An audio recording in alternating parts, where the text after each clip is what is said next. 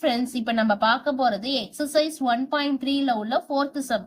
Already first sum, second sum, third sum நம்ம வந்து previous வீடியோல போட்டிருக்கோம்.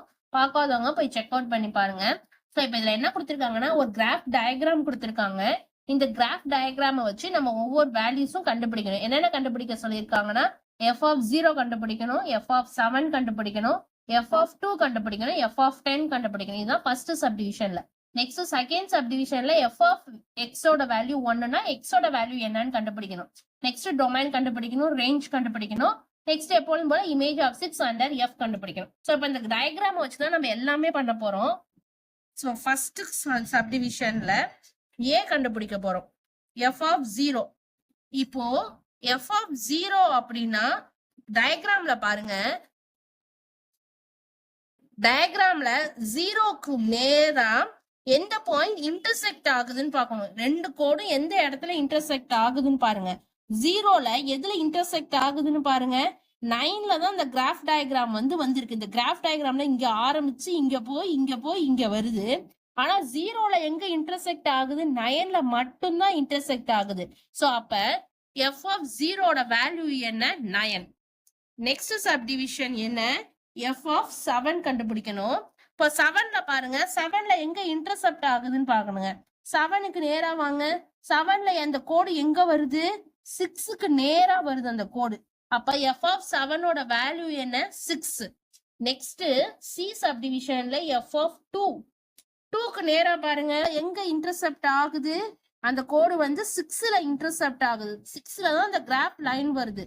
அப்போ அந்த f of 2ஓட வேல்யூ என்ன? அகைன் 6.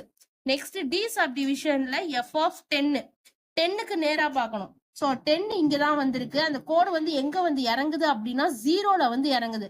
அந்த லைன் 0ல தான் இன்டர்செப்ட் ஆகுது. சோ f of 10ஓட வேல்யூ 0. இதுதான் ஃபர்ஸ்ட் சப்டிவிஷன். நெக்ஸ்ட் செகண்ட் சப்டிவிஷன்ல பாருங்க, முன்னாடி என்ன கொடுத்திருந்தாங்க?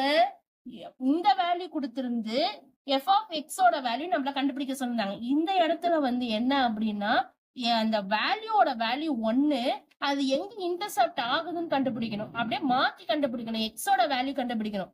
இப்ப பாருங்க, 1 எந்த இடத்துல இன்டர்செப்ட் ஆகுதுன்னு பாக்கணும்.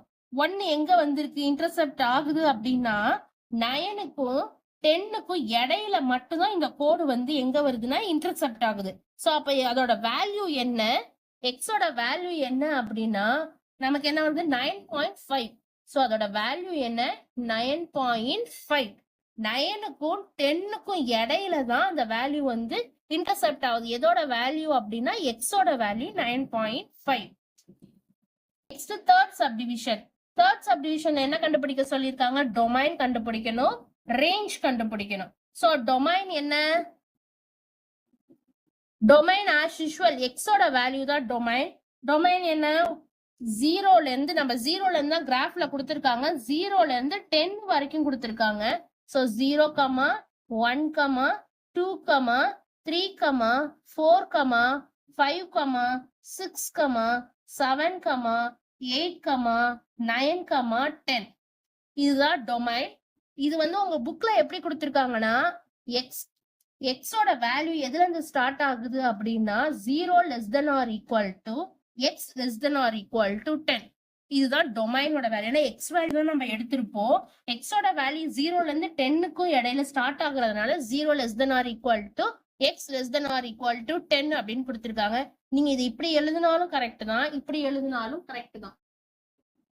Next range.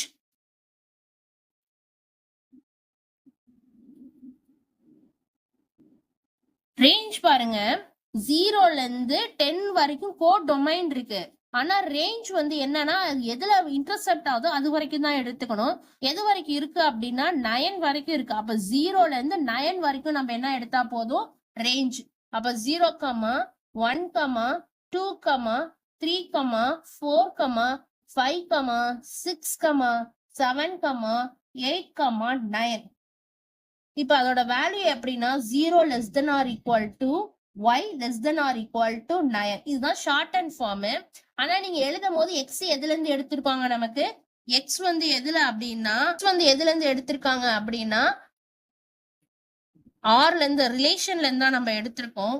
அதே மாதிரியே ஒய் வந்து எதுல இருந்து எடுத்திருக்கோம் அப்படின்னா ஆர்ல இருந்து தான் எடுத்திருக்கோம். ஸோ அதனாலதான் இந்த ஒய்யோட வேல்யூ கொடுத்துருக்காங்க. ஏன்னா இந்த இடத்துல நீங்க எக்ஸ் சச் தட், இங்க ஒய் சச் தட், இந்த கண்டிஷனை தான் நம்ம அப்படி இதை எக்ஸ்பிளைன் பண்ணி நம்ம இதை எழுதியிருக்கோம். இதுதான் டொமைன், இது ரேஞ்ச்.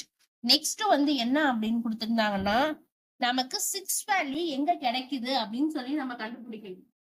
எந்த இடத்துல இன்டர்செப்ட் ஆகுதுன்னு பாருங்க. 5ல தான் நமக்கு இந்த இடத்துல இன்டர்செப்ட் ஆகுது.